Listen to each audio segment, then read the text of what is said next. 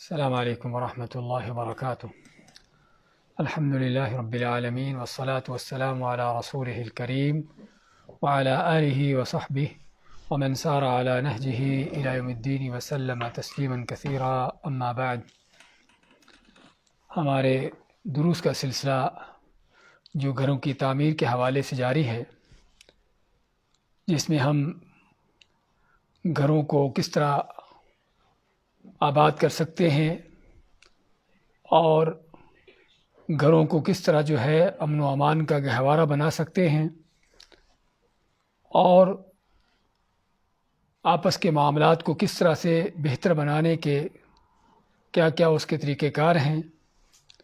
سابقہ دروس میں ان باتوں کا ذکر ہوتا رہا ہے، اور پھر یہ بھی کہ گھریلو اختلافات کیا ہوتے ہیں، ازدواجی زندگی میں کیسے کیسے اختلافات پیدا ہوتے ہیں، ان کی وجوہات کیا ہیں، اور ان اسباب کو کس طرح سے حل کیا جائے۔ اور یہ موضوع بہت اہم موضوع ہے آج کا، کہ ازدواجی زندگی کے اختلافات کیوں ہوتے ہیں، ان کے اسباب کیا ہیں، کیونکہ جب تک کسی چیز کا سبب ہی معلوم نہیں ہوگا تو اس کا حل کرنا بھی ممکن نہیں ہے۔ تو سب سے پہلے اسباب کو جانا جائے کہ اسباب کیا ہیں، اور پھر ان کا حل کیسے کیا جائے۔ تو چنانچہ اگر ہم ان موضوعات کو دنیاوی نقطہ نظر سے دیکھتے ہیں،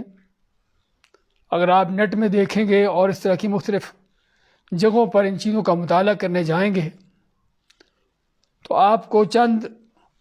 وہ دنیاوی جو نقطہ نظر ہیں ان چیزوں کے حوالے سے آپ کے سامنے رکھیں گے کہ یہ سبب ہے اور وہ سبب ہے، اور اس کے حل بھی جو ہیں وہ دنیاوی ہی نقطہ نظر سے بتائیں گے۔ لیکن حقیقت میں ایک مسلمان، اس کا تعلق جو ہے ایسی چیزوں کے ساتھ صرف اور صرف دنیاوی طور پر نہیں ہوتا، بلکہ وہ ہر چیز میں اور خاص طور پر ان معاملات میں سب سے پہلے اپنے رب کو دیکھتا ہے، رب کائنات کو دیکھتا ہے، اپنے خالق و مالک کو دیکھتا ہے کہ جس نے پیدا کیا ہے وہی بہتر طور پر جانتا ہے کہ ہماری مشکلات، ہمارے اختلافات، ہمارے یہ ساری جو پریشانیاں ہیں ان کی وجوہات کیا ہیں، کیونکہ ہر چیز اسی کی تقدیر سے ہو رہی ہے، اور پھر ان پریشانیوں کے، ان مشکلات کے حل کو بھی وہی بہتر جانتا ہے۔ اس لیے ایک مسلمان ہونے کے ناطے ایک مسلمان کو سب سے پہلے ایسی چیزوں میں قرآن و سنت کی طرف رجوع کرنا چاہیے کہ ان اختلافات، ان مشاکل کی، مشکلات کی اصل وجوہات قرآن و سنت میں کس انداز سے بیان کی گئی ہیں۔ تو چنانچہ اگرچہ ہم صاحب کا جو دروس میں ذکر کرتے رہے ہیں وہ قرآن و سنت ہی کی تعلیمات تھیں، گھروں کو آباد کرنے کی، گھروں کو بنانے کی، اور گھروں کو خوشیوں کا گہوارہ بنانے کی، اور آپس کے تعلقات کو خوشگوار اور بہتر بنانے کے لیے جو تعلیمات ہیں۔ تو اسی ہم کہیں گے کہ اگر گھر میں پریشانی ہے، سکون و اطمینان نہیں ہے، اختلافات اور جھگڑے ہیں، تو اس کی سب سے بڑی اور سب سے پہلی بنیادی وجہ ہی کیا ہے کہ اللہ تعالیٰ کی، اس کے رسول علیہ الصلوۃ والسلام کی قرآن و سنت کی تعلیمات کو نہ اپنانا۔ کیونکہ ایک مسلمان یا جو بھی انسان رب کائنات کے دیے ہوئے طور طریقوں کو چھوڑ کر اپنے خود ساختہ فلسفوں پر چلتا ہے، لوگوں کے بنائے ہوئے طور طریقوں کو اپناتا ہے، تو لوگوں کے داری بات ہے وہ صرف قیاف اندازے ہوتے ہیں،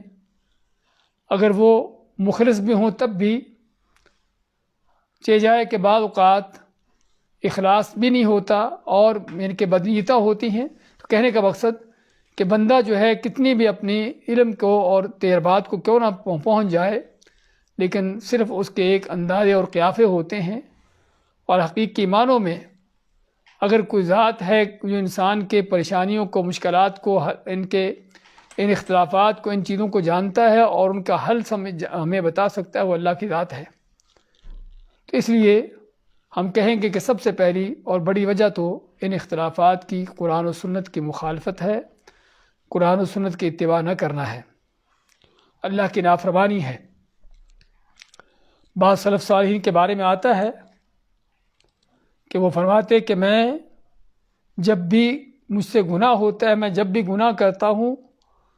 تو اپنے گناہ کا اثر جو ہے وہ میں دیکھ لیتا ہوں. کیا اثر دیکھتا ہوں؟ کہتے کہ اپنے گناہ کا اثر بیوی پر دیکھتا ہوں کہ وہ نافرمان ہو جاتی ہے، سواری پر دیکھتا ہوں کہ وہ سرکش ہو جاتی ہے، غلام پر دیکھتا ہوں کہ وہ اس انداز سے خدمت نہیں کرتا جس طرح سے ہونی چاہیے.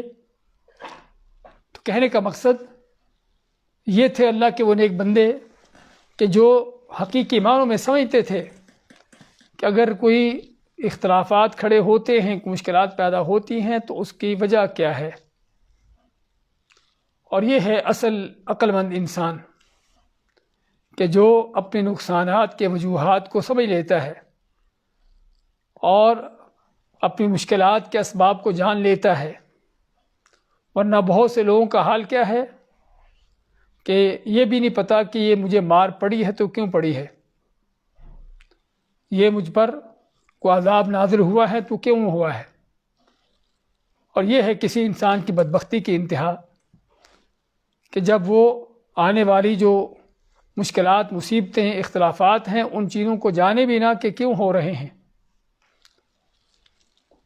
اور اس کے ساتھ ساتھ جو فطری طور پر چند چیزیں ہیں ہم ان کا ذکر کرتے ہیں ان اختلافات کے حوالے سے کہ اختلافات کے گھروں کے اندر خاوند بیوی کے خصوصاً اختلافات کی بڑی بڑی وجوہات کیا ہوتی ہیں. اس میں ایک بڑی وجہ جو ہے وہ اولاد کی تربیت کے حوالے سے ہے. بہت سے خاوند بیوی کے جھگڑے اولاد کے پیدا ہونے کے بعد ہوتے ہیں، اولاد کے حوالے سے ہوتے ہیں کہ اولاد کے معاملات کس طرح چلانے ہیں، کس طرح نہیں چلانے. اور خاص طور پر بیوی اگر بچوں کا صحیح معنوں میں خیال نہیں رکھتی اور ان کی خیال رکھنے کا معنی ان کی صفائی ستھرائی کے حوالے سے ہو یا ان کی تربیت کے موضوع پر ہو تو یہ چیز خاوند کو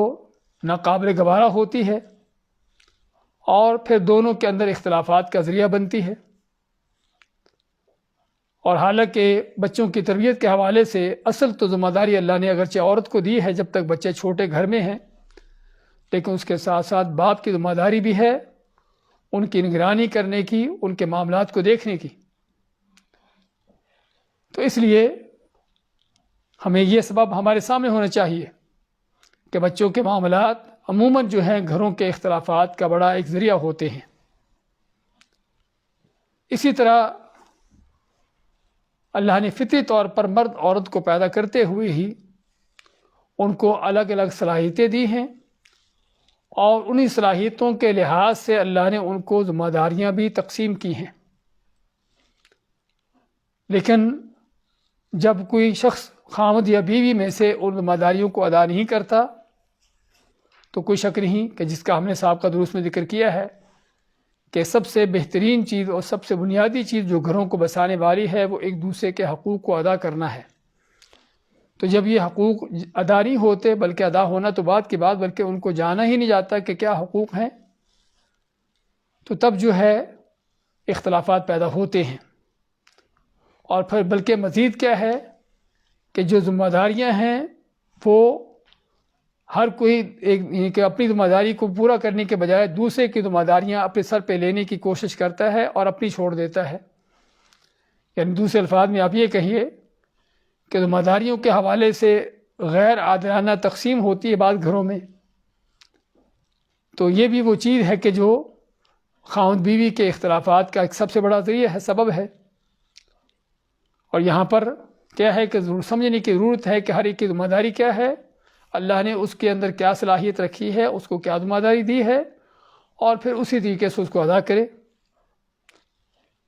اس طرح گھروں کے معاملات میں خاوند بیوی کے خصوصاً جھگڑوں میں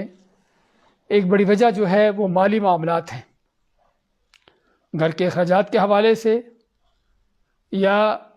جو مال ہے یا جو کچھ بھی ہے اس کا انتظام کرنے کے حوالے سے، اس کو خرچ کرنے کے حوالے سے۔ تو یہ بھی ایک بہت بڑی وجہ ہے گھروں کے اختلافات کی کہ مالی معاملات میں، اور یہاں پر بھی حقیقت میں بعض صاحب کا جو پوائنٹ ذکر ہوا ہے کہ اللہ نے جو ذمہ داریاں دی ہیں ان کا صحیح استعمال نہ ہونا، صحیح اس کی تقسیم نہ ہونا، اور جس کی جو ذمہ داری ہے اس کو وہ لے کر چلے، اس پر اکتفا نہ ہونا۔ تو جب خاوند بیوی اس معاملے میں صحیح انداز سے نہیں چلتے، یعنی مالی معاملات کس کی ذمہ داری ہے؟ خاوند کی ذمہ داری ہے، اور جب خاوند یہ ذمہ داریاں بیوی پر ڈالنے کی کوشش کرتا ہے تو طبی طور پر وہ فطری نظام کے خلاف چلتا ہے اور پھر اختلافات پیدا ہوتے ہیں۔ اور بیوی بھی جب خاوند کے ان مالی معاملات کی ذمہ داریوں میں دخل اندازی کرتی ہے تو تب بھی اختلافات کا موجب ہوتی ہے، اور خصوصاً اگرچہ گھریلو اخراجات کا معاملہ ہو کہ بیوی کے مطالبات کچھ اور ہیں اور خاوند کچھ اور چاہتا ہے، یا بعض اوقات خاوند کا یعنی کہ اس کا جو انکم ہے اس کو گھر کے علاوہ اور جگہوں پر خرچ کرنا، گھر کے علاوہ کسی اور جگہوں پر اس کی مصروفیات ہونا، اس کی ذمہ داریاں ہونا جس کو ادا کرنا، اور بیوی کو یہ چیز ناپسند ہوتی ہے۔ تو اس موقع پر بھی ہم کہیں گے کہ ضرورت ہے پہلی بات تو ہر ایک کو اپنی حیثیت کو جاننے کی کہ اس کی ذمہ داری کیا ہے، اور دوسرا ان معاملات کے اندر افہام و تفہیم ہونے کی کہ اگر کبھی مالی معاملات کمزور پڑتے ہیں تو تب بھی ایک دوسرے کو سمجھنے کی ضرورت ہے، اور اگر خاوند کسی صحیح جگہ پر خرچ کر رہا ہے اللہ کی رضا کے لیے اور گھر کے اخراجات بھی پورے ہو رہے ہیں تو یہاں پر بھی حقیقت میں بیوی کو اعتراض نہیں ہونا چاہیے کہ یہ ایسا کیوں ہے۔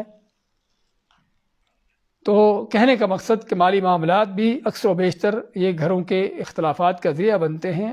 اور جس طرح اشارہ کیا میں نے کہ بعض اوقات خاوند بیوی پر جو ہے یہ ذمہ داری ڈالنے کی کوشش کرتا ہے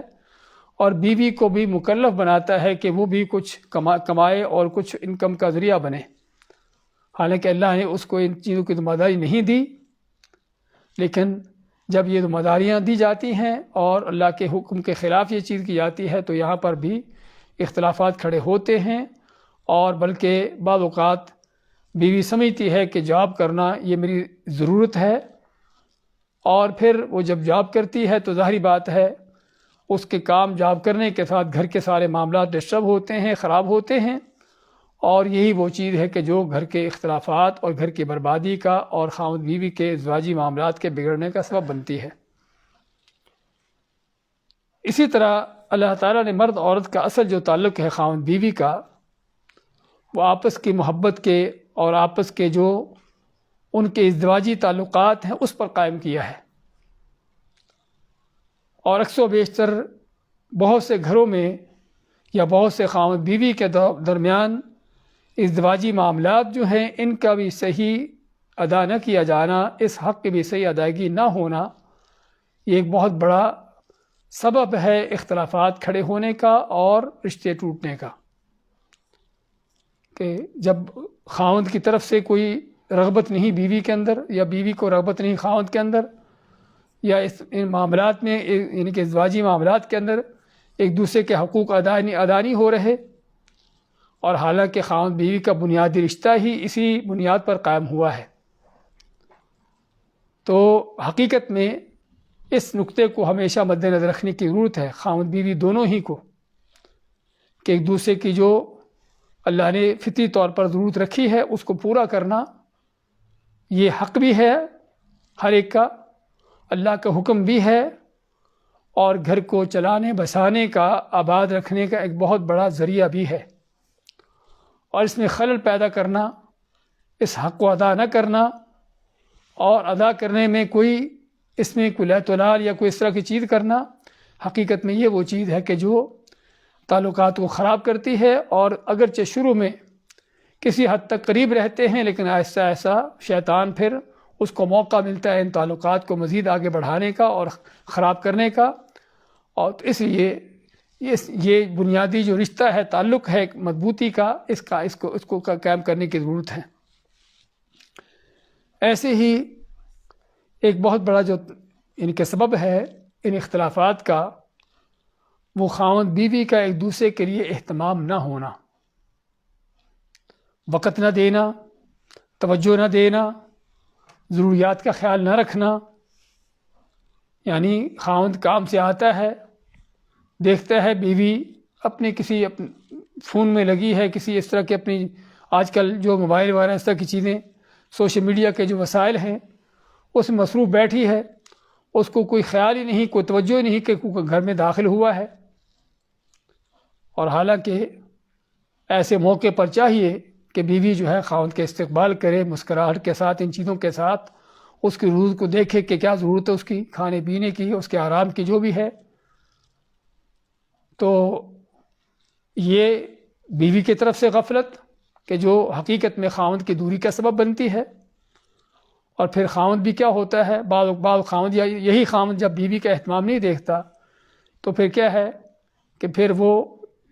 ان چیزوں کو اوروں سے تلاش کرنے کی کوشش کرتا ہے. چاہے اوروں سے تلاش کرنا وہ حرام طریقے سے بھی کیوں نہ ہو، کہ جو آج کل کے خصوصاً مکس گیدرنگ میں اور مخلوط ماحول میں یہ چیزیں میسر ہیں کہ اپنے کام میں ہی، اپنے جاب کے دوران ہی اس طرح کی عورتیں ساتھ ہوتی ہیں کہ جو اس طرح کے لوگوں کو اپنی طرف مائل کرنے والی. اور یہ نہیں، اگر اس طرح کا نہیں تو کم از کم آدمی پھر دوستوں کے ساتھ بیٹھنا اور وہاں سے کوئی سکون حاصل کرنے کی کوشش کرتا ہے، کیونکہ گھر میں اس کو سکون نہیں ہے. تو حقیقت میں خاوند بیوی کے ایک دوسرے کے ساتھ وقت نہ دینا، اہتمام نہ کرنا، توجہ نہ دینا، ان کی ضروریات کا خیال نہ کرنا، ہاں یہ سب سے بڑی وجہ ہے گھروں کے برباد ہونے کی، خاوند بیوی کے تعلقات کے خراب ہونے کی اور اختلافات پیدا ہونے کی. کیونکہ جب توجہ ہی نہیں کسی کے دوسرے پر تو پھر ایک دوسرے کے ساتھ تعلق کیسے پیدا ہوگا. اور پھر انہی اسباب میں سے ایک بڑا سبب جو ہے وہ ایک دوسرے کے اوپر اعتماد نہ ہونا، اور اعتماد کی بجائے بلکہ بدگمانی ہونا. اور ہم یہاں پر کہیں گے کہ شیطان کے بعد ہتھ کنڈے کہ جو بلکہ شیطان کا اصل میدان ہی یہ ہے خاوند بیوی کا کہ ان کے تعلقات کو خراب کر کے گھر کو برباد کرنے کا اصل شیطان کا میدان یہ ہے. تو شیطان کی کوشش ہوتی ہے کہ دونوں کو ایک دوسرے پر اعتماد نہ ہو، ان کے درمیان بدگمانی پیدا ہو اور برے ایک دوسرے کے بارے میں خیالات پیدا ہوں، اور جن خیالات کی بنیاد پر پھر جو ہے دل دور ہوتے ہیں اور دل کھٹے ہوتے ہیں اور تعلقات جو ہے وہ خراب ہوتے ہیں، اختلافات پیدا ہوتے ہیں. تو ضرورت ہے یہاں پر بھی ہم کہیں گے کہ اپنے تعلقات کو مضبوط کرنے کی، ایک دوسرے کے اندر اصل جو ہے وہ یہ ہے کہ ایک دوسرے پر اعتماد ہو اور اچھا گمان ہو، جو ایک مسلمان کو حکم ہے کہ بدگمانی سے بچے اور اچھا گمان رکھے. اصل یہ چیز ہے، اور یہ چیز تبھی ممکن ہے کہ جب جو ہے آپس میں قریب ہوں گے، شیطان کو موقع نہیں دیں گے اور دل ان کے قریب ہوں گے اور ایک دوسرے کا اہتمام ہوگا، ایک دوسرے پر توجہ ہوگی. اسی طرح ان اسباب میں سے جو اختلافات کا ذریعہ بنتے ہیں وہ یہ بھی کہ بعض اوقات جو باہر کے عزیز و اقارب ہیں، باہر سے مراد یعنی خاوند بیوی کے علاوہ جو ان کے عزیز و اقارب ہیں، ان کی طرف سے یا دوست احباب کی طرف سے، ان کی طرف سے بعض جو دخل اندازیاں ہوتی ہیں خاوند بیوی کے معاملات میں، اور دخل اندازیاں بھی ہوتی ہیں اور بعض اوقات غلط انداز اختیار کرتے ہیں ملنے ملانے والے دوست احباب ایک دوسرے کو بھڑکانے کے لیے، ایک دوسرے کو خراب کرنے کے لیے. اور یہ چیز سابقہ زمانوں میں بھی ہوتی تھی، اسی لیے نبی کریم صلی اللہ علیہ وسلم نے ایسے آدمی کو سب سے بڑا مجرم قرار دیا ہے کہ جو آدمی کسی آدمی یعنی کہ خاوند کو اپنی بیوی سے جو ہے بدظن کرتا ہے اور بیوی کے بارے میں اس کو جو ہے اس کا دل اچاٹ کرتا ہے، کیونکہ اسلام تو چاہتا ہے کہ تعلق مضبوط ہو، لیکن یہ شیطانی کام کرنے والا شخص جو ہے کہ جو ان تعلقات کو خراب کرنے کی کوشش کرتا ہے، تو اسلام نے آپ صلی اللہ علیہ وسلم نے اس لیے اس طرح کے لوگوں کو سب سے بڑا مجرم قرار دیا ہے۔ تو چنانچہ یہ بھی ایک بہت بڑا سبب ہے کہ باہر کے لوگ یا خاندان کے یا رشتہ دار ہوں یا کوئی عزیز و اقارب ہوں یا کوئی دوست احباب ہوں کہ جو ان معاملات میں دخل اندازی کر کے آپس کے تعلقات کو خراب کریں اور اختلافات کا باعث بنیں۔ اور بعض اوقات یہ چیز جو ہے وہ سابقہ اختلافات ہوتے ہیں کہ زندگی کے کسی موڑ پر کوئی اختلاف ہوا، کوئی جھگڑا ہوا، کوئی ناراضگی ہوئی، تو شیطان کی کوشش کیا ہوتی ہے کہ اس چیز کو ہمیشہ یاد رکھواتا ہے۔ اور چیزیں تو کبھی یاد رہے نہ رہیں، لیکن اس طرح کے معاملات، اس طرح کی چیزیں جو ہیں وہ شیطان کی کوشش ہوتی ہے کہ کبھی بھولنے نہ پائیں۔ تو پھر جب بھی کبھی کوئی بات ہوتی ہے، جب بھی کبھی کوئی معاملہ ہوتا ہے، پھر شیطان وہ سابقہ ساری ہسٹری، وہ ساری تاریخ جو ہے وہ کھلوا کے سامنے رکھ دیتا ہے کہ تم نے فلاں وقت میں یہ کیا تھا۔ تو یہ سابقہ اختلافات بھی یا سابقہ کسی وقت کا جو معاملہ ہے ان کو بھی ہمیشہ مد نظر رکھنا، ان کو بھی ہمیشہ ذہن میں رکھنا، اور اس طرح کے کسی بھی اختلاف کے موقع پر اس کو جو ہے حوالہ بنانا، اس کا ریفرنس دینا، یہ بھی وہ شیطانی عمل ہے، وہ شیطان کا ہتھ کنڈا ہے جسے ہمیں سمجھنے کی ضرورت ہے۔ اور پھر انہی اسباب میں سے ایک بڑا سبب جو ہے وہ کیا ہے، وہ جس کا ہم ذکر کرتے رہیں کئی بار احادیث میں، اور آج بھی ہم اس کا ذکر کرتے ہیں، وہ کیا ہے کہ اپنے اوپر کنٹرول نہ ہونا۔ نبی کریم صلی اللہ علیہ وسلم سے جب کسی نے نصیحت طلب کی تو آپ نے اس کو کیا نصیحت کی؟ لا تغضب، کہ غصہ نہ کھاؤ۔ اس نے پھر پوچھا کہ اور کوئی نصیحت؟ آپ ماتے کہ لا تغضب۔ 3 بار نصیحت پوچھتا ہے، آپ تینوں بار ہی یہی نصیحت بار بار کرتے چلے جاتے ہیں۔ ہاں، یہ غضب ہے، یہ غصہ ہے، یہ ناراضگی ہے، اور اپنے اعصاب کو کنٹرول میں نہ رکھنا ہے اور آپے سے باہر ہو جانا، یہ وہ شیطان کا ہتھ کنڈا ہے کہ جو سب سے بڑا اختلافات کا ذریعہ بنتا ہے۔ اور پھر اسی میں زبان پہ کنٹرول نہیں ہوتا، جذبات پہ کنٹرول نہیں ہوتا، اور آدمی کیا کچھ کر جاتا ہے۔ اور پھر ان اسباب میں سے ایک بہت بڑا سبب جو ہے، خاص طور پر عصر حاضر کا جو سب سے بڑا فتنہ ہے، وہ جو سوشل میڈیا کا فتنہ ہے۔ سوشل میڈیا میں ایک تو یہ ہم نے جو ذکر کیا ہے کہ خاوند اپنی جگہ پر مشغول ہے موبائل میں، بیوی اپنی جگہ پر بیٹھی ہے، کوئی دونوں پر کسی کو توجہ نہیں ہے کہ اس کی کیا ضرورت ہے، کہ کسی پر اس کا کوئی اہتمام نہیں ہے۔ اور اس کے ساتھ ساتھ مزید بھی ان میڈیا کے وسائل میں کیا کچھ دیکھنے کو اور سننے کو دیا جاتا ہے، نہ کہ صرف دین یا اسلام کے دشمن بلکہ انسانیت کے دشمن کس انداز سے خاوند بیوی کے آپس کے تعلقات کو خراب کرنے کے لیے کیا کیا ان کی ہتھ کنڈے ہیں، کیا کیا ان کی سازشیں ہیں، کیسے کیسے فلمیں اور ڈرامے بنے ہوئے ہیں کہ جس میں دیکھنے سننے والوں کو تربیت دی جاتی ہے کہ کس طرح سے ایک دوسرے کو پھنسانا ہے، کس طرح ایک دوسرے کو خراب کرنا ہے، کس طرح ایک دوسرے کو دھوکہ دینا ہے، اور کس طرح جو ہے وہ ایک دوسرے کو گرانے کی کوشش کرنا ہے۔ تو کہنے کا مقصد کہ یہ اسلام کے بلکہ انسانیت کے دشمنوں کے یہ دیے ہوئے میڈیا اور یہ ساری چیزیں، ہمیں ان کو بھی سمجھنے کی ضرورت ہے کہ اگرچہ ان سے فائدہ اٹھایا جا سکتا ہے، لیکن فائدہ اٹھانے کے لیے بہت بڑی احتیاط کی ضرورت ہے کہ کہیں شیطان دوسری طرف اپنا مقصد نہ پورا کر جائے۔ تو یہ ہم سمجھتے ہیں کہ بہت بڑے بڑے اسباب ہیں جو آپس میں اختلافات کے، ازدواجی زندگی کے اختلافات میں رہتے ہیں زیادہ تر۔ اب ان کا حل کیا ہے؟ ان کا حل جس طرح ہم اشارہ کرتے رہے ضمناً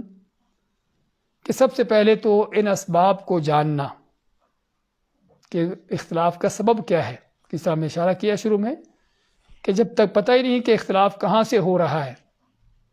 ایک آدمی بیمار ہے، اس کی بیماری کو جب تک ڈائگنوز نہیں کیا جائے گا، پتہ نہیں چلا جائے گا بیماری کہاں سے ہے، کس وجہ سے ہے، ویکنس چل رہی ہے، ویکنس ختم نہیں ہو رہی، کیوں نہیں ختم ہو رہی، وجہ کیا ہے۔ ایک آدمی اپنا کاروبار بزنس کر رہا ہے لیکن اس کو نقصان ہو رہا ہے، تو جب تک اس کو نقصان کے جگہ کا پتہ نہیں چلے گا کہ نقصان کی وجہ کیا ہے، کہاں سے نقصان ہو رہا ہے، تو اس وقت تک اس نقصان کی تلافی ممکن نہیں ہے۔ تو ایسے ہی یہ گھریلو اختلافات، ازدواجی اختلافات جو ہیں، جب تک ان کے اسباب کا پتہ نہیں چلے گا اس وقت تک جو ہے اس کا حل بھی ممکن نہیں ہے۔ اس کے حل کے لیے ہم کہیں گے سب سے پہلا جو نقطہ اور بنیادی نقطہ ہے، ان اسباب کو جاننا ہے جن کا ہم ذکر کیا، اور بھی اس کے علاوہ کچھ ہو سکتے ہیں،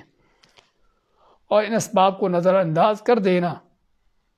کہ کوئی بات نہیں، یہ چیزیں تو ہوتی ہیں، ہر گھر میں ہوتی ہیں، اور اس طرح سے یہ چیز کہہ کر چل دینا، حقیقت میں یہ اس کا حل نہیں ہے، نہ اس کا حل ہے، اور بلکہ مستقبل میں مزید یہ اختلافات بڑھتے ہیں۔ ہارون رشید کے زمانے میں ان کے کسی گورنر کے بارے میں ان کو پتہ چلا کہ اس علاقے میں کچھ بغاوت کے اثرات ظاہر ہو رہے ہیں۔ انہوں نے صرف ان کو 2 لفظ لکھے، اور گورنر کو صرف 2 لفظ لکھے، وہ کیا تھا؟ داوی الجرح قبل ان یتسع۔ کیا معنی؟ کہ زخم کا علاج کرو اس سے پہلے کہ زخم بڑھ جائے۔ تو ہم اگر جسمانی زخموں کا علاج کرتے ہیں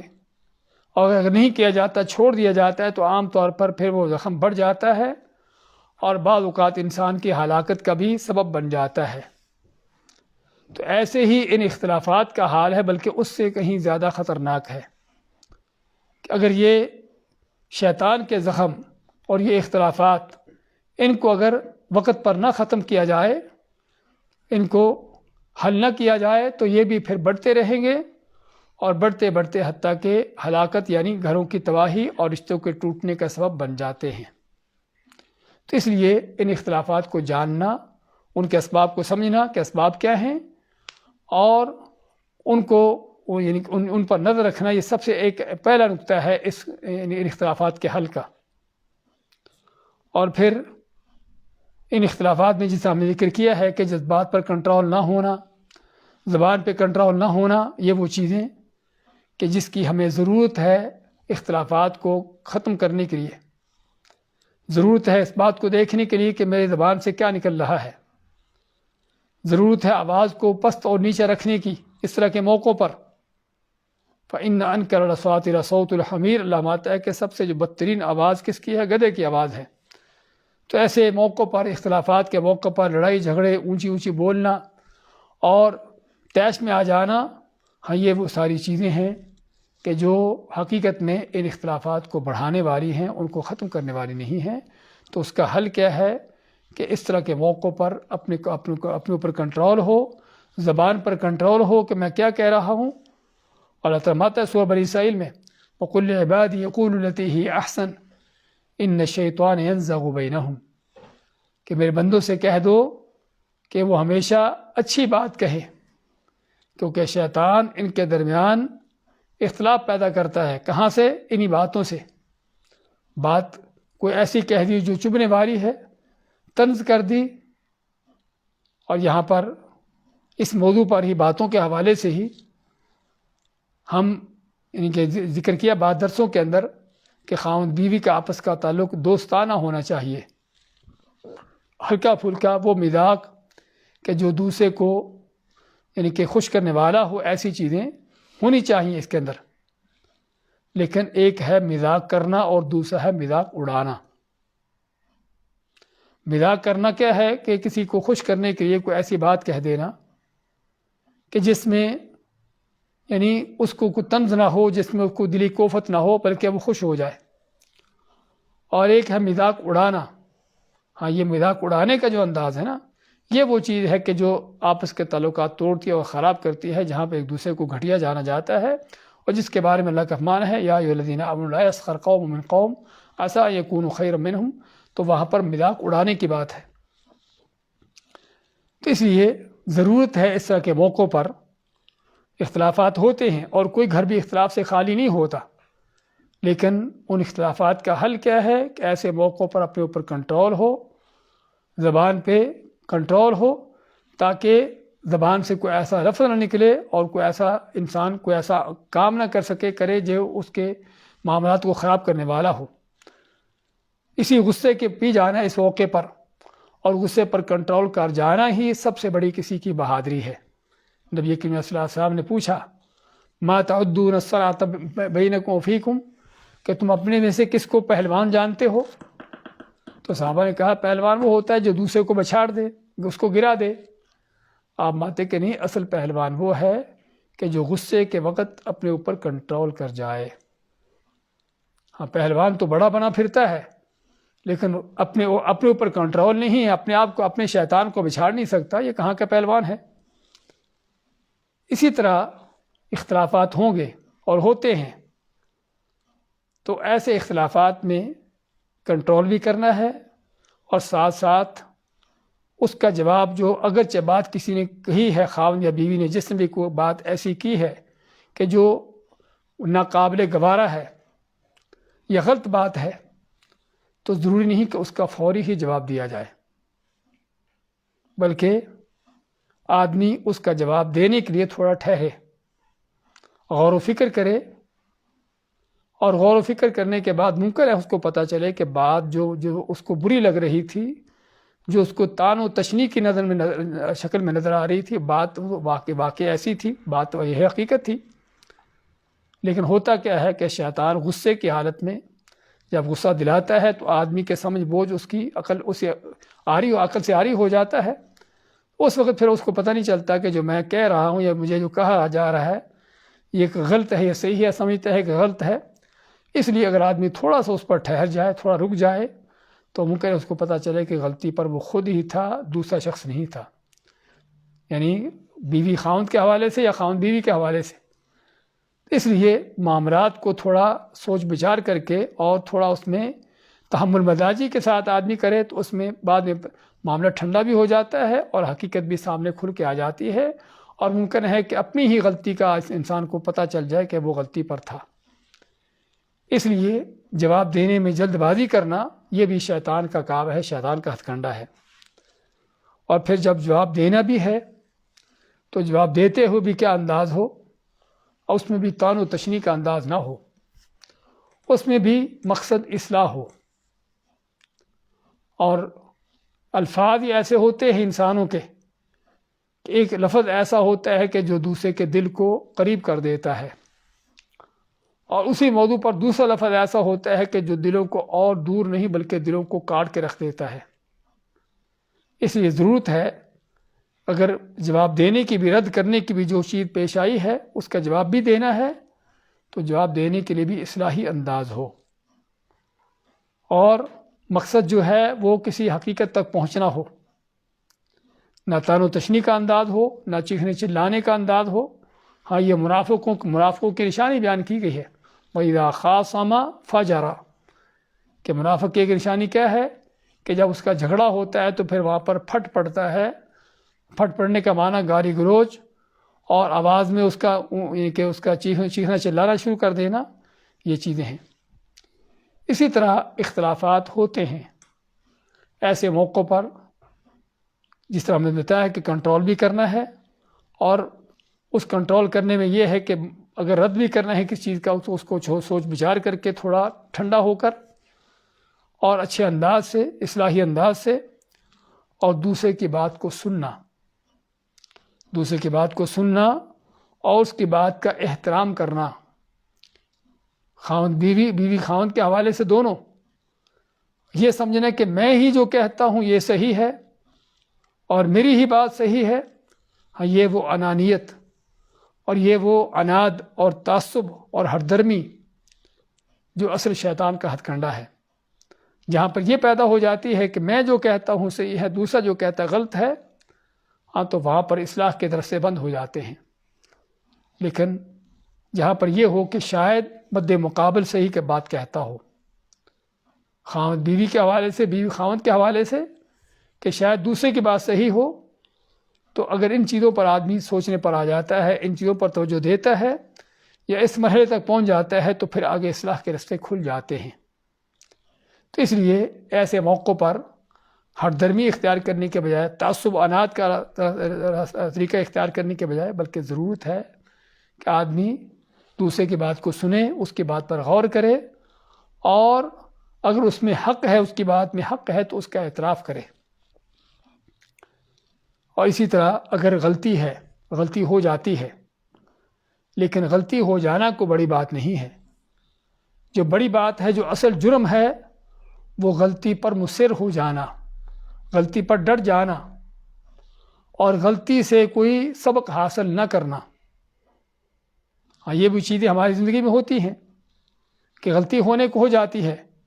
لیکن غلطی کا اعتراف ہی نہ کرنا کہ غلطی نہیں میری۔ ہاں، یہ ہر درمی ہے، شیطانی منہج ہے۔ یا غلطی کا اعتراف کرنے کے باوجود بھی اس سے کوئی معذرت نہیں ہے، اس غلطی پر مصر رہنا، آگے کرتے ہی چلے جانا، اور اسے سبق حاصل نہ کرنا، تو حقیقت میں یہ بھی فساد کا، آپس کے بگاڑ کا، اختلافات کا سب سے بڑا ایک ذریعہ ہے۔ تو اس لیے غلطی اگر ہو جاتی ہے تو اصل اس کا یہ ہے کہ غلطی کا ازالہ کیا جائے، اس سے معذرت کی جائے۔ اگرچہ معذرت کا یہ موضوع جو ہے خامد بیوی کے درمیان بہت شاذ و نادر ہوتا ہے۔ آدمی دوسروں سے تو معذرت کر لیتا ہے، اوروں سے اس کی معذرت ہوتی ہے کہ اگر کوئی غلطی ہو گئی تو سوری کہہ دیا، یا کوئی ایسا لفظ کہہ دیا افسوس کا، یا تو اس سے تو معذرت کا انداز اختیار کیا جاتا ہے، لیکن سمجھا جاتا ہے کہ خامد بیوی کا آپس میں ایک دوسرے کے ساتھ معذرت کرنا، یہاں پر کوئی اس کا تعلق نہیں ہونا چاہیے، اور حالانکہ سب سے بڑا معذرت کا انداز یہیں پر ہونا چاہیے۔ ایک دوسرے کی غلطیوں کو معاف کرنا، اپنی غلطی ہے تو اس کا اعتراف کرنا، اور دوسرے سے اس کی معافی طلب کرنا، اور معافی بھی صرف خالی لفظ سے نہیں بلکہ حقیقی معافی، کہ واقعی خود بھی احساس ہو کہ غلطی کی ہے اور نہیں کرنا چاہیے تھی، اور دوسرے کو بھی احساس دلایا جائے کہ واقعی غلطی ہو گئی ہے اور آئندہ نہیں ہوگی۔ ہاں، یہ وہ چیزیں ہیں کہ جو اگر یہ طریقہ اختیار ہو جائے تو کوئی شک نہیں کہ اختلافات خود بخود ختم ہو جاتے ہیں۔ اور پھر بعض اوقات اس معذرت کی یا اس اصلاح کے لیے وقت بھی مناسب اختیار کرنے کی ضرورت ہے۔ وقت مناسب ہونے کا معنی کیا ہے؟ کہ اکثر و بیشتر جب اختلاف ہوتا ہے، اختلاف کے وقت جو ہے غیظ و غضب ہوتا ہے، غصہ ہوتا ہے، اور اعصاب تنے ہوتے ہیں، اس وقت جو ہے غلطی کا اعتراف، یہ اس طرح کی چیزیں بعض اوقات ممکن ہے کہ وہ کارآمد نہ ہوں۔ لیکن تھوڑا غصہ ٹھنڈا ہو گیا، اور اس کے بعد جب غصہ ٹھنڈا ہونے کے بعد پھر بیٹھے اور بیٹھ کر بات چیت، افہام و تفہیم اور اصلاح کا پہلو دیکھا، تو اس وقت پھر کیا ہے کہ واقعی جب جذبات ٹھنڈے ہو چکے ہوتے ہیں، شیطان کی بھڑکائی وہ آگ بجھ چکی ہوتی ہے، تو اس وقت ایک دوسرے کو سمجھنے میں، ایک دوسرے کو سننے میں، اور ایک دوسرے کی بات کو قبول کرنے میں زیادہ اس کا موقع ہوتا ہے۔ اور اسی طرح ان اختلافات کا بڑا حل جو ہے وہ کیا ہے؟ جس طرح ہم نے ذکر کیا ہے کہ شیطان کا ایک ہتھ کنڈا ہے کہ سانپ کا کسی وقت بھی زندگی کا کوئی اختلاف ہوا ہے، کوئی غلطی ہوئی ہے، کوئی معاملہ ہے، آگے کسی وقت بھی کوئی جھگڑا ہوتا ہے، وہ شیطان ساری ہسٹری کھول کے سامنے لے آتا ہے۔ تو اس کا معنی کیا ہے کہ یہاں پر ضرورت ہے کہ جو ہو چکا، سالوں پہلے گزر چکا، اور اس کا معاملہ بھی وہیں پر ختم ہو گیا، اس کو ختم ہی رہنے دو۔ اس کو ختم رہنے دینے میں ہی عافیت ہے، اور ان چیزوں کو دوبارہ پھر سے اکھاڑو گے، ان کو پھر سے لاؤ گے، تو آگے پھر اختلافات بڑھتے ہی چلے جائیں گے، اور ان کے حل کا کوئی رستہ نہیں ہوگا۔ اسی طرح ان اختلافات کے حل کے لیے ایک بہت اہم بات کہ اگر میں چاہتا ہوں کہ خود میں اطمینان سے سکون میں رہوں، اس کے لیے ضروری ہے کہ شریک حیات کو سکون میں رکھا جائے۔ اس کو بھی جب تک سکون میں نہیں رکھا جائے گا، اس وقت تک ممکن نہیں کہ مجھ کو سکون حاصل ہو۔ اور یہ قاعدہ کلیہ ہے، اللہ کا اس کائنات میں نظام ہے کہ جو خود جو ہے سکون حاصل کرنا چاہتا ہے، اس وقت تک حاصل نہیں ہوتا جب تک دوسروں کو سکون نہیں دیتا۔ دوسروں پر ظلم کر کے، ان سے زیادتیاں کر کے، اور ان کے حقوق تلفی کر کے ان کو اذیتیں دے کر کوئی سمجھے کہ میں سکون میں ہو جاؤں گا، تو ظالم کبھی بھی اس کو سکون نہیں ملتا، چاہے ظاہراً دیکھنے میں وہ کتنا بھی پرسکون کیوں نہ نظر آتا ہو۔ اس لیے یہاں پر ضرورت ہے کہ خاوند بیوی سے ہر ایک دوسرے کو جو ہے، اگر وہ چاہتا ہے ہر ایک کو سکون حاصل کرنا ہے تو دوسرے کو سکون دینے کی کوشش کرے، اور پھر یہ بھی کہ ہر کوئی اپنے ساتھ سچا ہو۔ سچا ہونے کا معنی کہ جس حقیقت پر ہے اس حقیقت کا اعتراف ہو، اس حقیقت کا پتہ ہو کہ حقیقت کیا ہے، یہ نہیں کہ غیر حقیقی چیزوں پر، جھوٹ پر اور غلط باتوں پر انسان ان تصورات پر چلتا رہے۔ اور اسی میں اہم نقطہ جو ہے وہ یہ بھی ایک دوسرے کو جو ہے سمجھنے کی کوشش کی جائے کہ کس کا مزاج کیا ہے، کون کیا چاہتا ہے۔ اور اکثر و بیشتر اختلافات کی وجوہات یہی ہوتی ہیں کہ ایک دوسرے کو سمجھا ہی نہیں، زندگی گزر گئی لیکن ابھی تک پتہ ہی نہیں چلا کہ کس کو کیا پسند ہے، کس کو کیا ناپسند ہے۔ اور پھر یہ بھی مزید اللہ نے حقوق دیے ہیں، حقوق رکھے ہیں ہر ایک کے، ان حقوق کی ادائیگی ہونی چاہیے جس طرح کہ سابقہ دروس میں ذکر کیا ہے، لیکن ان حقوق میں آدمی سمجھے کہ یہ حقوق مجھے اعلیٰ معیار سے ملیں اور بہتر سے بہتر انداز سے ملیں، ہاں یہ وہ چیز ہے کہ جو اختلافات کھڑے کرتی ہے اور معاملات کو بگاڑتی ہے۔ ہاں جہاں تک چیز مل گئی اسی پر اکتفا کر لیا، اور اگر مزید حاصل کرنے کی تمنا ہے تو اس کے لیے کوشش کرنے کا معنی کہ اصلاح کی، اور اگر مل گئی تو ٹھیک ہے، ورنہ نہ سمجھا جائے کہ اگر نہیں ملی جس طرح سے میں چاہتا ہوں، اگر اس انداز سے نہیں ملی تو اس کا مطلب کہ ملا ہی کچھ نہیں۔ تو یہ بھی وہ چیز ہے کہ جو شیطان چاہتا ہے اختلافات پیدا کرنے کے لیے اور معاملات کو خراب کرنے کے لیے۔ اور کسی نے اسی موضوع پر بہت اچھی بات کہی ہے کہ زوجتک لا تشبہ امک، مرد کے حوالے سے کہ تیری بیوی جو ہے وہ تیری ماں نہیں ہے، وہ بیوی ہے۔ ماں تھی، ماں کی شفقت، اس کی مہربانی، اور اس کے ساتھ ساتھ اس کا عمر کے تقاضے بھی کہ جس عمر کے ساتھ ساتھ مزید اس کی عقل اور فہم و فراست، یہ ساری چیزیں، اور بیوی اس کے مد مقابل کیا ہے کہ وہ شفقت جو ماں کے اندر ہوتی ہے بیوی کے اندر تو نہیں ہوگی، ہاں محبت ہوگی، لیکن اسی طرح عمر کے حوالے سے وہ تمہاری ہم عمر ہے، اور اگر تم سے بھی کم عمر نہیں ہے تو وہ جذبات جو ماں کے اندر ہوتے ہیں کہ اس چیز کو ٹھنڈے انداز سے دیکھنے کے، سوچنے کے، لینے کے، وہ بیوی کے اندر نہیں ہوں گے۔ اسی طرح بیوی کے حوالے سے اس کو کہنے کی ضرورت ہے کہ تیرا خامد جو ہے وہ تیرا باپ نہیں ہے۔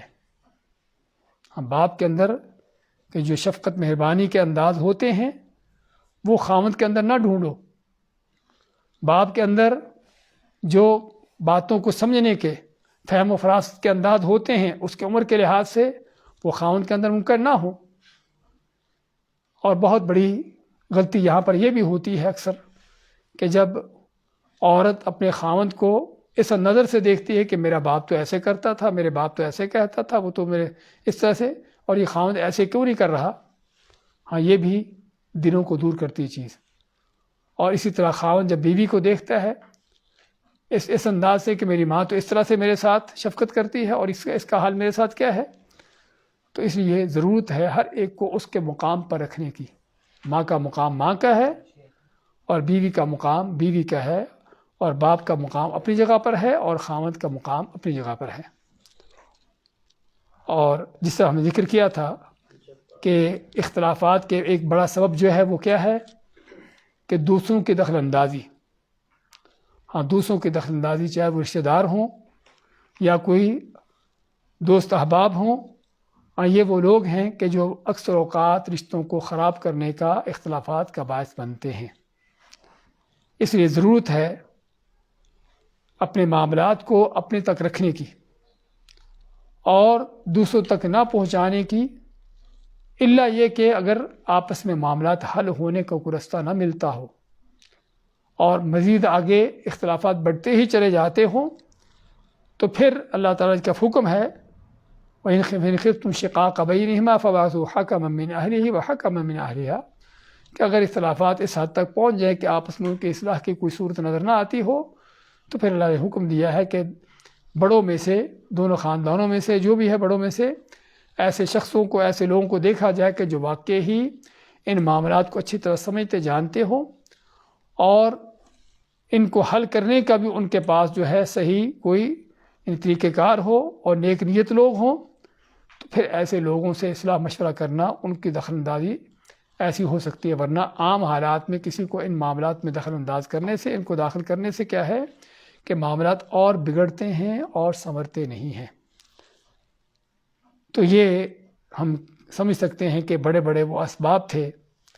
جو خاوند بیوی کے ازدواجی زندگی کے اختلافات کا باعث بنتے ہیں، اور ان اختلافات کا حل بھی کس طرح کیا جا سکتا ہے۔ اللہ سے دعا ہے کہ اللہ تعالی ہمیں شیطان کے ہتھ کنڈوں سے محفوظ رکھے اور ہمارے گھروں کو امن کا گہوارہ بنائے اور ہر طرح کے فتنوں سے محفوظ رکھے۔ بارک اللہ فیکم وجزاکم اللہ خیر وصلی اللہ وسلم علی نبینا محمد۔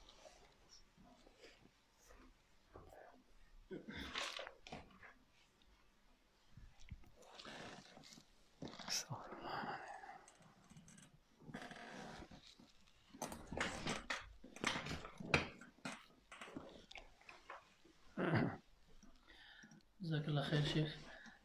شیخ سوالات تقریباً 8-10 سوالات آ جائے ہیں۔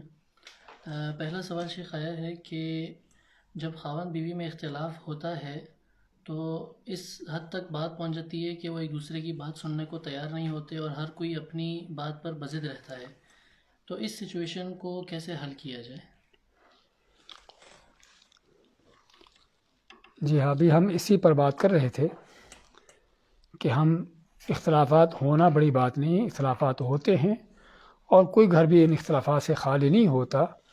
لیکن ان اختلافات کے موقعوں پر ہمیں کیا موقف اختیار کرنا چاہیے۔ تو اس میں جس طرح ذکر کیا ہے کہ ایک دوسرے کی بات کو سننا، ایک دوسرے کی بات پر غور و فکر کرنا اور اپنی انانیت کو، تعصب کو، عناد کو چھوڑنا، یہی وہ رستہ ہے کہ جو ہمیں اکٹھا رکھنے پر اور ایک دوسرے کے ساتھ مل ملانے پر، ایک دوسرے کے ساتھ جڑنے پر جو ہے وہ کہ اس کا رستہ مل سکتا ہے۔ ورنہ ہر کوئی اپنی اپنی بات پر بضد رہے اور دوسرے کی بات اس کو گوارا نہ ہو، سننا بھی گوارا نہ کرے، ہاں یہ ہے جو شیطان کا ہتھ کنڈا ہے۔ تو شیطان کی تو کوشش ہے کہ موقع اگر ملا ہے اختلافات پیدا کرنے کا تو اس کو اور آگے بڑھائے اور مزید جو ہے تعصب پیدا کر دے، مزید غصہ اور یہ چیزیں پیدا کرے تاکہ کوئی دوسرے کی بات سنے ہی نہیں اور نہ کوئی افہام و تفہیم ہو سکے اور آخر میں معاملہ جو ہے وہ کٹ جانے کا، الگ ہو جانے کا ہو جائے۔ تو شیطان کی کوشش تو یہی ہے، اس لیے ہمیں ان چیزوں کے نتائج کو دیکھنے کی ضرورت ہوتی ہے، اور یہاں پر ہم ان بات چیزوں کا ذکر نہیں کیا اور انشاءاللہ آگے چل کر کریں گے کہ ان اختلافات کا اگر حل نہیں کیا جاتا تو اس کے نتائج کیا ہوتے ہیں۔ ہاں ان نتائج پر آدمی نظر رکھے کہ ٹھیک ہے اپنی بات پر تو اڑا رہوں گا، بیوی بھی اپنی بات پر بضد ہے کہ میں نے جو کہا ہے صحیح کہا ہے اور ایسے ہی ہونا چاہیے، لیکن اس ضد کا، اس اڑ جانے کا نتیجہ کیا ہوگا؟ فرض کرو اگر طلاق ہو جاتی ہے، گھر برباد ہوتا ہے، اولاد ہے تو بچے ضائع ہوں گے، اور کیا کہ اس کے برے اثرات پورے دونوں خاندانوں پر پڑیں گے، اور ہمارے ماحول معاشروں میں یہ اثرات کوئی چند دن کے نہیں ہوتے بلکہ زندگی بھر کے ہوتے ہیں، بلکہ بعض کا نسل در نسل چلتے ہیں۔ تو ان چیزوں کو سامنے رکھنے کی ضرورت ہے کہ صرف اپنی ہٹ درمی، صرف اپنی انا اور صرف ان چیزوں پر اڑ جانے کا نقصان کتنا بڑا ہے۔ جے کہ اس میں اللہ کی مخالفت ہے، اللہ کے حکم کی مخالفت ہے، وہ ایک الگ چیز ہے۔ شیخ دوسرا سوال سائل کہتا ہے، شیخ محترم اللہ تعالیٰ آپ کی حفاظت فرمائے، میں آپ کا ایک طالب علم ہوں، میرا سوال یہ ہے کہ میاں بیوی کے اختلافات میں وہ کیا حد یا بارڈر لائن ہے کہ جس کے بعد ان کو وہ بات اپنے سے بڑوں تک پہنچانی چاہیے تاکہ اس کا حل کیا جا سکے؟ بارک اللہ فیکم وجزاکم اللہ خیر، اللہ تعالیٰ آپ کی بھی حفاظت فرمائے۔ تو ہم نے آخری نقطہ یہی ذکر کیا ہے کہ اصل تو یہ ہے کہ بڑوں تک یا کسی تیسرے تک یہ باتیں نہ پہنچیں، لیکن اللہ تعالیٰ کا حکم ہے کہ اگر معاملات آپس میں صحیح نہ ہوں. آپس میں صحیح ہونے کا معنی کہ جو سارے اس کے جو مراحل ہیں ایک دوسرے کو سمجھانے کے اور ایک دوسرے کے ساتھ ان معاملات کو طے کرنے کے اور حتی الامکان ان چیزوں کو جو ہے آپس میں ہی ان کی اصلاح کرنے کے. لیکن اگر ساری اس طرح کی کوششیں کرنے کے باوجود بھی فرض کرو خاوند بیوی دونوں ہی ایک دوسرے کی بات سننے کے لیے تیار نہیں ہیں یا دونوں میں سے کوئی ایک اپنی انا پر اپنی ضد پر اڑا ہوا ہے اور دوسرے کی بات سننے کے لیے تیار نہیں ہے. ہاں بعض اوقات یہ چیز دونوں ہی کی طرف ہوتی ہے اور بعض اوقات کسی ایک طرف ہوتی ہے. تو پھر ایسی حالت میں کہ جب وہ فرض کرو خاوند بیوی کی بات سننے کے لیے تیار نہیں ہے یا بیوی خاوند کے سننے کے لیے تیار نہیں ہے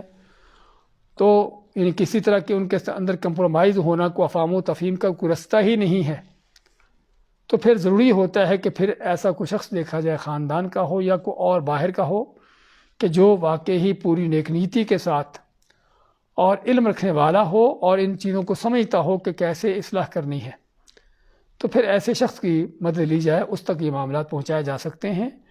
کہ پھر اس کے ذریعے سے, کیونکہ اگر فرض کرو خاوند اپنی انا پر اڑا ہوا ہے, بات نہیں سنتا اور سمجھتا ہے کہ بیوی غلط ہے, تو اس آدمی کو درمیان میں ڈال کر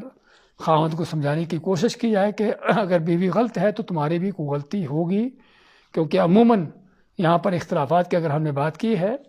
تو اس بات کو مد نظر رکھنے کی ضرورت ہے, جس طرح ہمارے عام طور پر کہا جاتا ہے کہ تالی ایک ہاتھ سے نہیں بجتی بلکہ دونوں ہاتھوں سے بجتی ہے. تو عموماً یہ اختلافات دونوں ہی کی طرف سے ہوتے ہیں, اس کے اسباب دونوں طرف سے ہوتے ہیں. لیکن بعض حالتوں میں ممکن ہے کہ ایک ہی سبب ہو, ایک ہی کوئی ظالم ہو, مجرم ہو کہ جو واقعی وہ ظلم اجرام پر جرم اس چیز پر جو ہے اڑا ہوا ہو. تو پھر ایسے شخص کے لیے ضروری ہوتا ہے کہ باہر کا کوئی شخص اس کے اوپر جو اثر انداز ہو سکتا ہے تو اس کو اس وقت اس میں پننا کوشش یہی ہو کہ آپس میں ان چیزوں کی اصلاح کی کوشش کی جائے.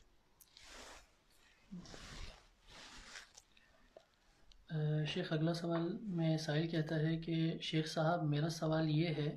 کہ میں شادی شدہ ہوں, میرے اور میری بیوی کے درمیان اختلاف تو نہیں لیکن ہمارے خاندانوں میں جھگڑا اور اختلاف بہت ہے,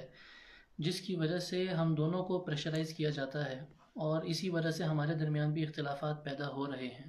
تو ہم اس کو کیسے حل کریں؟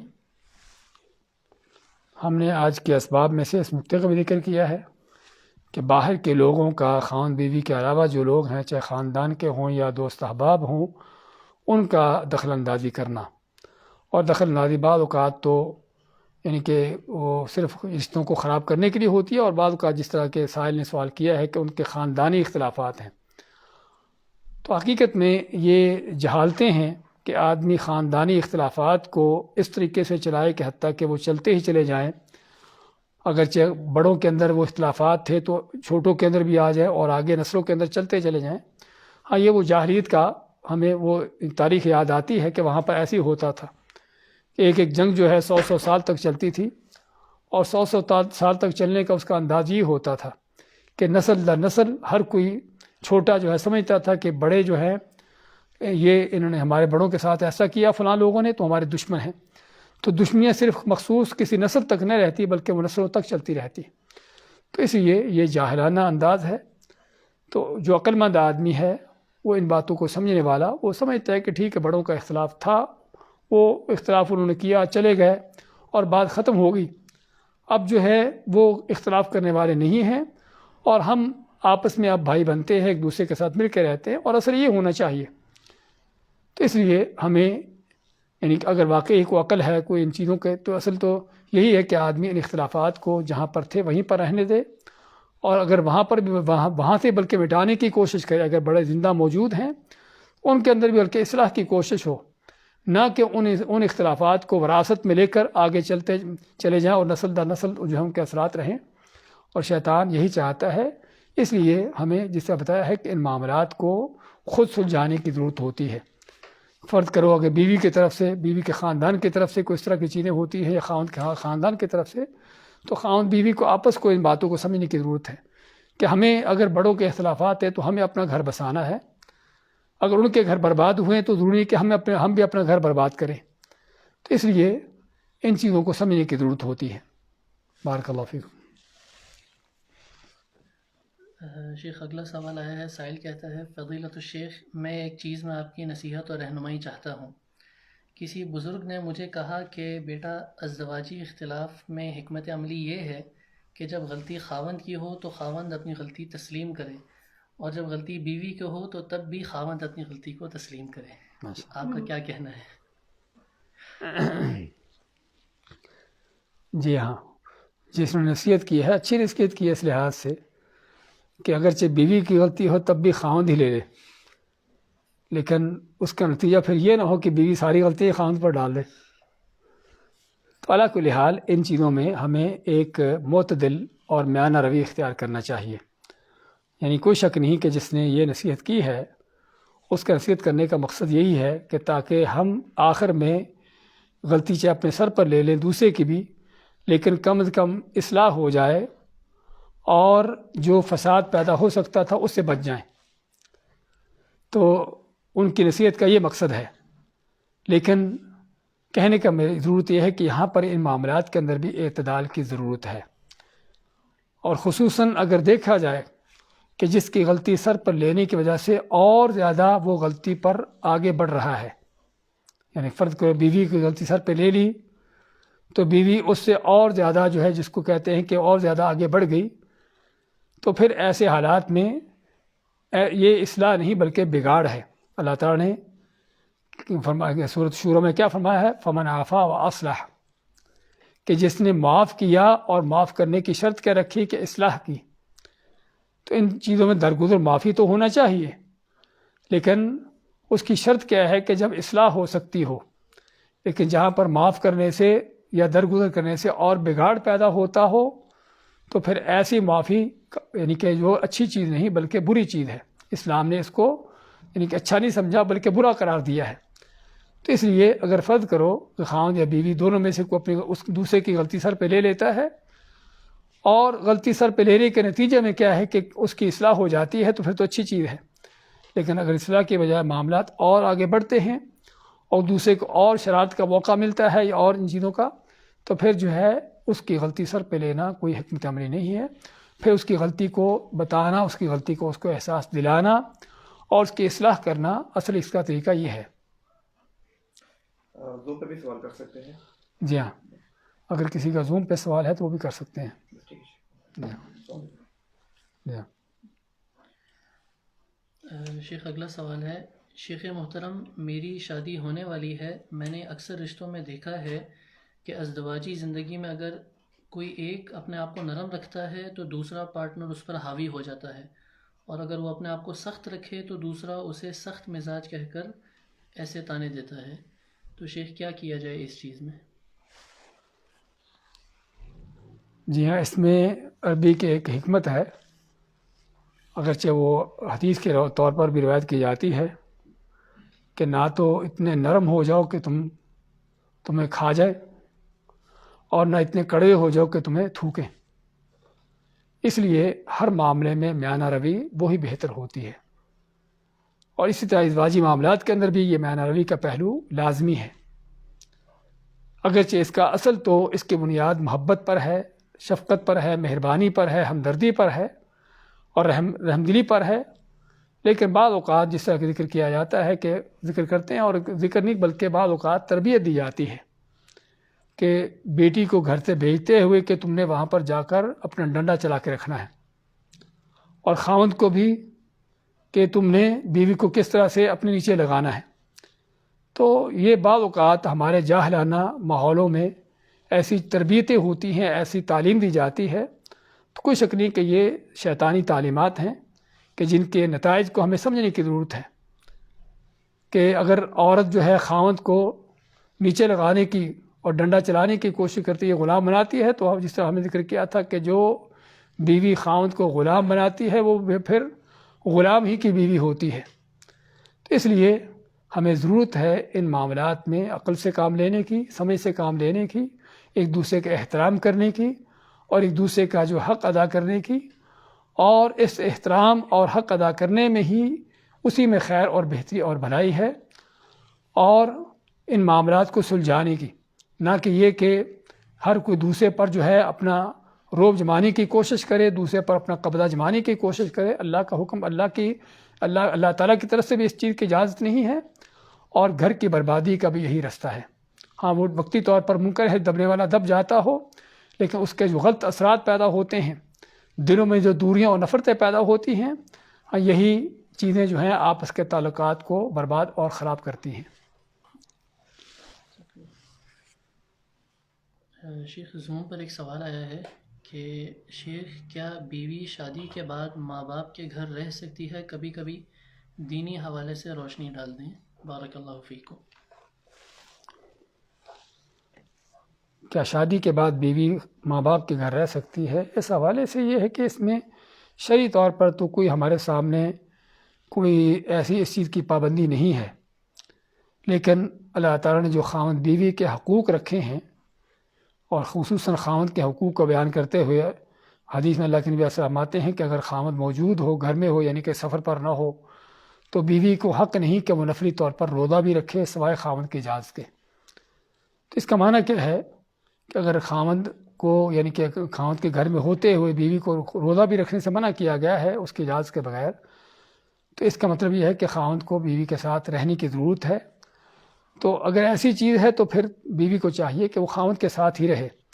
لیکن خاوند فرض کرو اگر کہیں دور ہے، سفر پر ہے، تو کوئی شک نہیں کہ ایسے حالت میں بیوی اپنے ماں باپ کے گھر چلی جائے چند دن کے لیے، یا جب تک واپس نہیں آ جاتا تو اس میں کوئی حرج کی بات نہیں. اور خاوند کی موجودگی میں بھی بعض اوقات میں، اور وہ بھی اگر فرض کرو کہ چند گھنٹوں کی بات ہو، یا آدھے دن کی بات ہو، یا ایک دن کی بات بھی ہو، تو کوئی مشکل نہیں. یعنی اس میں آپس کے افہام و تفہیم ہم کہیں گے، آپس کی جو طے ہو جائے ان کا اس لحاظ سے ہے. شرعی طور پر اس کی کوئی پابندی نہیں، کوئی ایسی ہمارے سامنے کوئی تعلیمات نہیں کہ بیوی خاوند سے کتنی دور، یعنی کہ اپنے ماں باپ کے گھر میں اگر رہنا چاہے تو کتنے دن تک رہ سکتی، کتنے دن تک نہیں رہ سکتی. تو اس میں بنیادی طور پر خاوند بیوی کے آپس کے افہام و تفہیم ہے. اگر فرض کرو خاوند کہتا ہے کہ ٹھیک اپنے ماں باپ کے گھر میں جا کر رہو 2 یا 4 دن ہفتہ، تو اسے کوئی،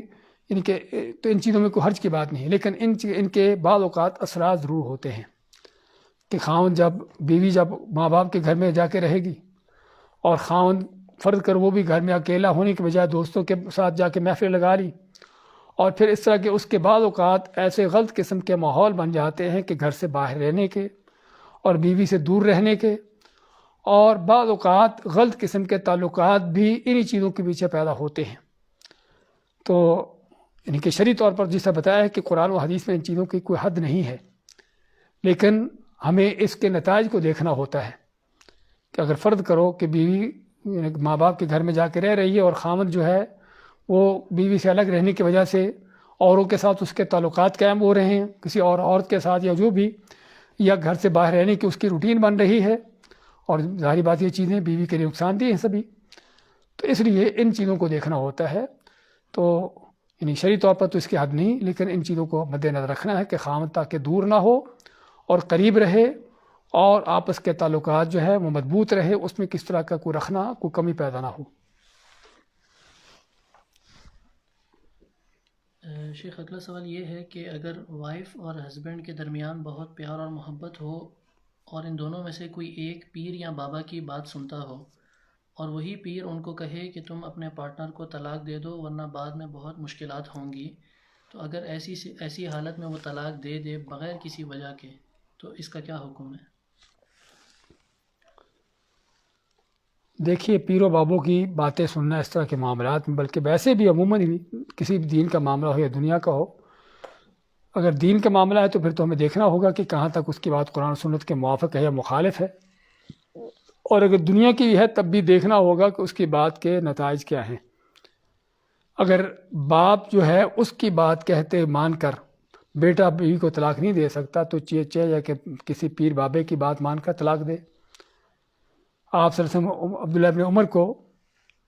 یا عمر فاروق کو جو انہوں نے اپنے بیٹے کو حکم دیا تھا طلاق دینے کا بیوی کو، تو وہ ایک مخصوص حالت تھی جس پر ہر حالت کو قیاس نہیں کیا جاتا، کہ ہر باپ عمر فاروق جیسا نہیں ہو سکتا کہ اس کو اس پر قیاس کیا جائے. تو ہم بات کر رہے تھے کہ باپ بھی اگر بیٹے کو طلاق دینے کا بیوی کو حکم دے اور کوئی معقول وجہ نظر نہ آتی ہو، تو بیٹے پر فرض نہیں کہ بیوی کو طلاق دے، بلکہ اگر بیوی صحیح ہے تو اس کا فرض بنتا ہے کہ اس کو رکھے اور اس کو طلاق نہ دے، اور باپ کو سمجھانے کی کوشش کرے. تو اگر ماں باپ کا اتنا بڑا حق ہونے کے باوجود بھی بیٹے کو حق نہیں کہ بلا وجہ بیوی کو طلاق دے ان کی بات میں آ کر، تو چاہیے کہ کسی بابے پیر کی بات میں آ کر تو یہ سراسر غلط ہے، گناہ ہے، جرم ہے۔ جس طرح کسی عورت کا اپنے خاوند سے بلا وجہ طلاق لینا اتنا بڑا جرم ہے کہ وہ جنت کی خوشبو نہیں پائے گی، تو ایسے ہی خاوند بھی اگر بیوی کو بلا وجہ طلاق دیتا ہے تو وہ بھی مجرم ہے، اور اللہ کے ہاں یہ اس کا یعنی کہ اس کا بہت بڑا جرم ہے، اللہ کے ہاں اس کی بات پرس ہوگی۔ شیخ اگلے سوال میں سائل کہتا ہے، فضیلت الشیخ، یہ دیکھا گیا ہے کہ اختلاف کی ایک سب سے بڑی وجہ یہ بھی ہے کہ جب خاوند دوسری شادی کرتا ہے تو اختلاف بڑھ جاتا ہے۔ شیخ محترم، اس کے ساتھ ساتھ یہ بھی بتائیے کہ دوسری شادی کے لیے میں پہلی بیوی کو کیسے کنونس کروں؟ جی، ہمارے ماحول میں دوسری شادی جو ہے یہ کبیرہ گناہ ہی نہیں بلکہ سب سے بڑا کبیرہ گناہ ہے۔ حالانکہ اللہ تعالیٰ نے اس کی اجازت دی ہے، اور اللہ تعالیٰ کی اس اجازت کو ہمیں قبول کرنا چاہیے، تسلیم کرنا چاہیے۔ اگرچہ عمل کرتے ہوں یا نہ کرتے ہوں الگ بات ہے، لیکن اللہ تعالیٰ کے کسی اس طرح کے حکم کو نہ ماننا، اس پر اعتراض ہونا، اس پر دل تنگ پڑنا، یہ حقیقت میں سچے ایمان کی دلیل نہیں ہے۔ مومن کون ہے؟ اللہ تعالیٰ نے فرمایا ہے، فَلَا وَرَبِّكَ لَا يُؤْمِنُونَ حَتَّى يُحَكِّمُوكَ فِي مَا شَجَرَ بَيْنَهُمْ ثُمَّ لَا يَجِدُوا فِي أَنفُسِهِمْ حَرَجًا مِّمَّا قَضَيْتَ وَيُسَلِّمُوا تَسْلِيمًا۔ اللہ تعالیٰ اپنی قسم کھا کے فرماتا ہے کہ اس وقت تک یہ لوگ مومن نہیں کہ جب تک آپ کے کیے ہوئے فیصلوں کو قبول نہ کرے، چاہے وہ فیصلہ آپ کا دنیا کا فیصلہ ہو یا کوئی دین کا فیصلہ ہو۔ اور یہ فیصلہ تو بلکہ صرف آپ ہی کا نہیں بلکہ اللہ تعالیٰ کا خود کا فیصلہ ہے، تو اس پر جو ہے کیا ہو، اپنے آپ کو اس فیصلے کو قبول کر لیں اور اس کے سامنے سر تسلیم خم کر دیں۔ جب تک یہ نہیں کریں گے اس وقت تک مومن نہیں ہے۔ تو کہنے کا مقصد کہ ایک مسلمان کا فرض بنتا ہے کہ اللہ تعالیٰ نے جس چیز کی اجازت دی ہے، جس چیز کو شرع قرار دیا ہے، اس کو قبول کرے، اس کو مانے، اس کو تسلیم کرے۔ باقی جہاں تک ہمارے ماحول معاشرے میں اس چیز کو بہت برا جانا جاتا ہے، اس میں ایک تو ان کے لوگوں کی ذہن سازی نہ ہونا، اور دوسرا اس میں اکثر اوقات ہمارے ہاں دوسری شادی کرنے کی نوبت کب آتی ہے کہ جب پہلی بیوی کے اندر کسی نہ کسی لحاظ سے کوئی نہ کوئی خامی ضرور ہے، یا تو اولاد پیدا نہیں ہو رہی، یا وہ بیوی یعنی کہ اس کا تعلق خاوند کے ساتھ اچھا نہیں ہے، یا کوئی اور کس طرح کی وجہ، تو پھر جب اس انداز سے دوسری شادی ہوتی ہے تو تبھی اس کا نتیجہ ہے کہ پھر وہ معاملہ صحیح نہیں چلیں گے اور خرابیاں پیدا ہوں گی۔ لیکن اگر دوسری شادی کرنے کا مقصد صرف اور صرف اللہ تعالیٰ کے حکم کو اپنانا ہو اور کسی عورت کی عزت کو اس کو محفوظ کرنا ہو، تو اگر یہ مقصد ہو تو پھر اللہ تعالیٰ کی طرف سے بھی مدد نصرت حاصل ہوتی ہے۔ تو اللہ کل حال ہمیں ضرورت ہے اس موضوع پر خصوصاً پہلی بات تو اپنے ماحول معاشرے میں اس چیز کو اٹھانے کی، یہ ذہن بنانے کی کہ واقعی اللہ کی طرف سے اجازت ہے، اور یہ اجازت اگر ہے تو ہمیں اس کو قبول کرنا چاہیے اور اس کو تسلیم کرنا چاہیے۔ اور دوسری چیز کہ اگر کوئی نوبت آتی ہے اس طرح کی کہ کسی کے خاوند نے دوسری شادی کر لی، تو یہاں پر بھی عورت کو، بیوی کو چاہیے کہ وہ دیکھے کہ اللہ تعالیٰ کا اس نے حکم پورا کیا ہے، اگر اس کے حقوق پورے کر رہا ہے۔ اگر اس کے حقوق میں کوئی کمی کرتا ہے تو الگ بات ہے، وہ ایک ظلم ہے الگ سے جس کا اس کو حساب دینا ہے، لیکن اگر اس کے حقوق پورے کر رہا ہے اور حقوق میں کوئی کمی نہیں، تو ایسی حالت میں اور کوئی اجازت نہیں، شرعی طور پر بھی اجازت نہیں کہ وہ ایسے خاوند کے اس کے خلاف کو معاملہ کرے یا اس کو اس چیز سے منع کرے یا اس کو تنگ کرے یا گھر کا ماحول خراب کرے۔ اور اللہ کے نبی صلی اللہ علیہ وسلم نے فرمایا ہے کہ کسی عورت کو اس بات کی اجازت نہیں کہ وہ اپنی یعنی کہ جو سوکن ہے یعنی کہ خاوند کی جو دوسری بیوی ہے اس کی طلاق طلب کرے تاکہ وہ خود اکیلی ہو، تو اور جو ایسا کرتی ہے وہ جنت کی خوشبو بھی نہیں پائے گی۔ تو کہنے کا مقصد یہ بہت بڑے کبیرہ گناہوں میں سے اس طرح کی چیزیں آتی ہیں، تو ہمیں ان باتوں کو سمجھنے کی ضرورت ہے۔ تو ہمارے ہاں جو خرابیاں پیدا ہوتی ہیں، خرابی کی وجوہات جو میں نے ذکر کی وہ یہی ہے کہ چونکہ پہلی بات تو اس بات کا ذہن ہمارے ماحول معاشرے کا نہیں ہے، اور دوسرا عموماً دوسری شادی کی نوبت اس وقت آتی ہے جب پہلے معاملات خراب ہوں یا صحیح نہ ہوں۔ تو اس لیے ہمیں ضرورت ہے کہ اپنے معاملات کو صحیح رکھنے کی، اور اگر دوسری شادی کا پروگرام ہوتا بھی ہے تب بھی حقوق کو پوری ہر چیز کو ادا کرنے کی، اور اس طریقے سے معاملات کو چلانے کی کہ جس میں معاملات خراب نہ ہوں بلکہ صحیح طریقے سے چلے۔ اور ہم دیکھتے ہیں عربوں کے اندر، عرب ماحول میں عام طور پر دوسری اور تیسری اور چوتھی شادیاں ہوتی ہیں اور بڑی کامیاب رہتی ہیں، اور اس میں کوئی ناکامیاں یا خرابیاں بہت کم شاد و نادر ہی ہوتی ہیں، اس کی بنیادی وجہ یہی ہے کہ ایک تو یہاں پر عربوں کے یعنی کہ ان لوگوں کے ذہن سازی ہے اس چیز پر، اور دوسرا کہ شادی کرنے کے بعد یہ نہیں کہ ایک کو چھوڑ دیا دوسرے کے ساتھ معاملہ چلا لیا اور پہلی کو پوچھا نہیں، کہ جس طرح کہ ہمارے ماحولوں میں عام طور پر ہوتا ہے کہ جو ظلم زیادتی کے اور اس طرح کے معاملات ہوتے ہیں۔ تو اس لیے اگر ناکامی ہمارے ماحول میں ہے تو اس کی وجہ صرف یہی ہے کہ اس میں جو عدل و انصاف نہیں ہوتا، ظلم زیادتیاں ہوتی ہیں اور پہلے سے جو ذہن خراب ہوتے ہیں۔ تو ضرورت ہے ذہن سازی کرنے کی اور ضرورت ہے عدل و انصاف سے کام لینے کی، تاکہ اگر کسی نے سنت پر عمل کرنا ہے تو اس کو واقعی ہی سنت سمجھ کر کرے اور سنت کے مطابق کرے اور سنت کے مطابق چلے۔ بارک اللہ فیکم، جزاکم اللہ خیر، وصلی اللہ وسلم علی نبینا محمد۔